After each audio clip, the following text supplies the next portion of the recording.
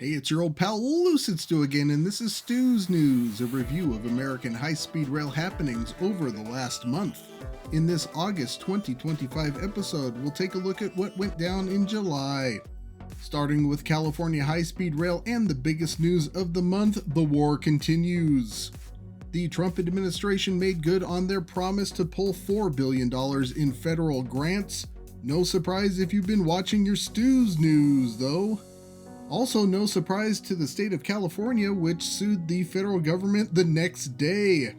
Gavin Newsom also took to X to express his outrage. This aggression will not stand, man. So what does this mean for California high-speed rail? We've been here before. Trump held up $1 billion of this money during his first term. It was reinstated during the Biden administration. It's safe to assume the money will be tied up in court for at least the next 3.5 years. Therein lies the problem, because $3 billion of that money is for extensions to Merced and Bakersfield from the 119 miles they're working on now, and they don't have enough money to build those. That could mean that running trains from Bakersfield to Merced would be delayed past 2033. The most likely way to stop that would now be for California to extend its Cap and Invest program to 2045, keep giving California high-speed rail a quarter of that money, and guarantee a $1 billion per year minimum. That could allow California high-speed rail to finance the remaining $20 billion coming to them in that program so they can get it up front. That would pay for Merced and Bakersfield with about $9 billion left over. Otherwise, Bakersfield and or Merced sit and wait until California finds $11 billion, because that's how much they're short right now. The state legislature had a chance to include that in budget negotiations. They took a pass and are still talking about it. On a related note, a new law in California now forces the California High-Speed Rail Authority to provide a detailed funding plan in the upcoming 2026 business plan. Meanwhile, the authority has no authority to create funding. The funding plan should be more taxes by the legislature. There, I solved the mystery. It's nauseating watching these politicians play these stupid games month after month. Just when you thought it couldn't get sillier, California Republicans weighed in, asking that Secretary of Transportation Sean Duffy, who doesn't want to go to Las Vegas, redirect that $4 billion in withheld funds to highway projects. There's only one problem. That money is specifically allocated by Congress for high-speed and intercity passenger rail. Try actually reading the laws you all vote on sometime. In other weird news, the city of Lancaster just closed out the comment period for the draft environmental impact statement concerning annexation of a planned industrial area north of the city. The only problem is that California high-speed rail is supposed to run right through the area, and there isn't a single mention of it in any of the documents. In this geotechnical document from that report, they're testing soils for planned warehouses, which California high-speed rail is set to run directly through. I reached out to the city of Lancaster on the matter and did not receive a response. Hopefully someone notices the error before it's too late. At the California high-speed rail board meeting on July 10th, it was mentioned that the CP4 railhead would be completed in September of this year. That was supposed to be done last month. For some reason, they started 2 months late, so they're finishing 2 months late. Possibly related, Bassam Wallam, the California High-Speed Rail statewide regional director, indicated that high-speed track laying would now start in the third quarter of 2026. That was previously Q2, so yet another slip, and given all the financial difficulties, they really don't need overages caused by delays. Let's take a look at the Central Valley numbers and see how progress is going otherwise.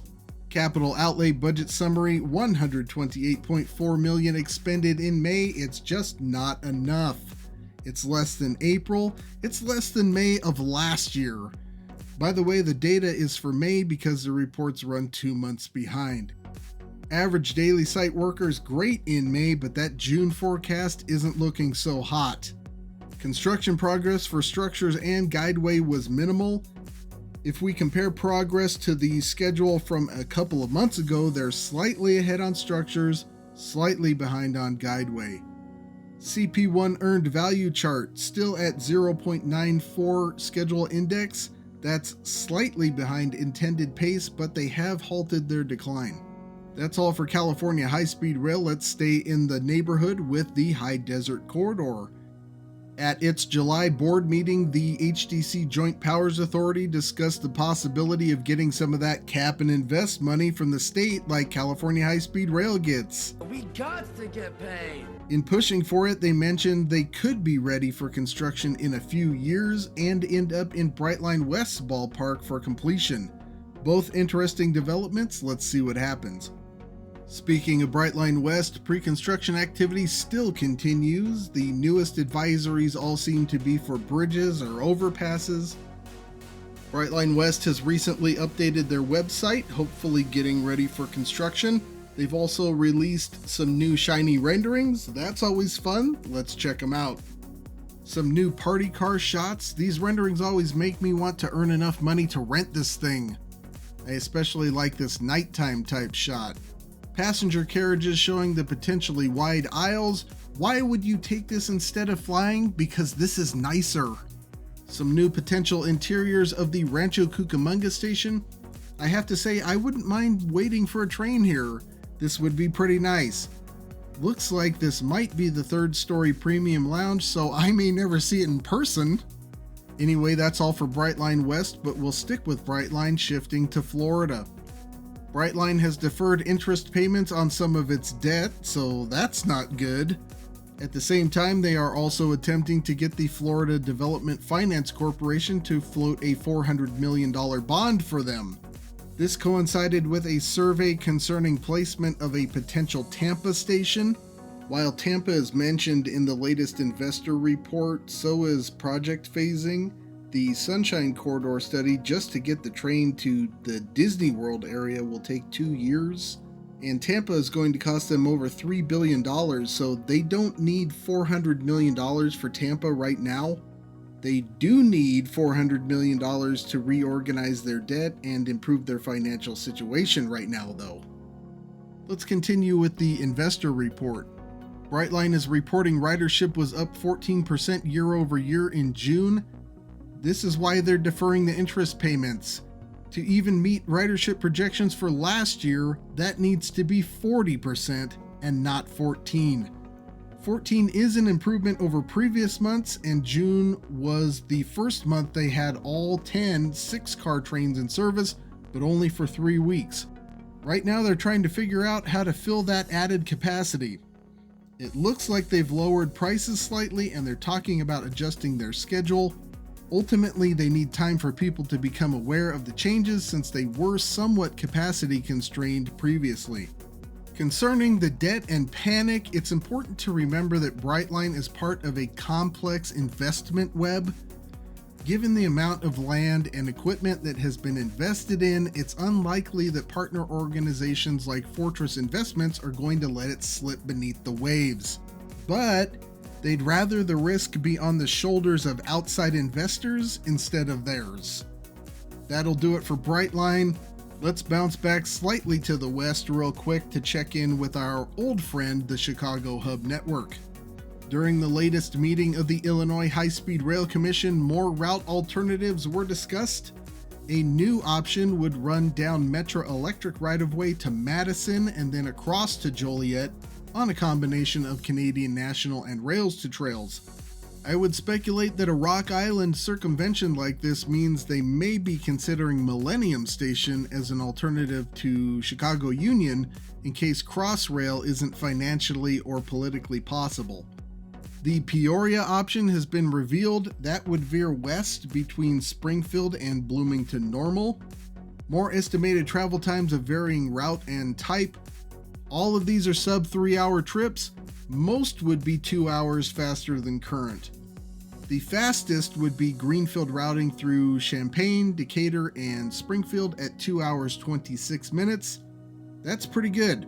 In my Chicago to St. Louis video, I concluded greenfield routing could make the trip in 2 hours. I don't think much faster than that is probable. A similar route is the only one Illinois' consultant hasn't calculated yet. Maybe we'll see how close I got next month. Anyway, that's all for Illinois. Let's head back east and see what's going on with Acela and the NEC. Some new details have come out on the Pelham Bay Bridge project in New York City. We now have a rendering, so we can do a before and after comparison. There is also a project timeline now. Construction is set to begin in 2029 and finish in 2034. The current bridge will remain in operation during that entire time. This is one reason these NEC projects are so expensive. Amtrak had a board meeting in July. It was a waste of time, a lot of yapping about Acela, and right at the end, quote, "We'll be announcing the first day of revenue service very, very soon." This is for a train that was supposed to be in service at the end of June at the latest. For Amtrak numbers, let's go over May real quick since they were delayed. Keep in mind these run 2 months behind. Solid improvement month over month, which resulted in record overall revenue. 4 to 22% improvement in various aspects year over year. For June, revenue was down slightly month over month, but operating earnings were up across the board for a record overall month. Year over year also up quite strongly with huge gains in operating earnings. Amtrak NEC ridership as of June was up 9% year over year, and remember, last year was a record year for ridership. That's all for Acela and the NEC. Now it's time for Stu's Boo Boos, where I go over everything I missed or got wrong last month. No boo boos. You all maintain your 23 gold stars for spotted boo boos, silver stars for a boo boo free month, now up to 8. As always, if you find a boo-boo in this presentation or something I missed, let me know in the comments. If it's a good one, you win a prize. A big thanks to the Stu Crew Discord channel, including a certain channel enjoyer, for the heads up on the Lancaster news. On my poster store, I have added my first map poster. It's a lovely New York Central map from 1895 with an awesome design. Use the QR code to check that out or use the link in the description. There are plenty more videos to come, so stay tuned, but that's all for now. Until next time, I'll see you on that big beautiful freeway.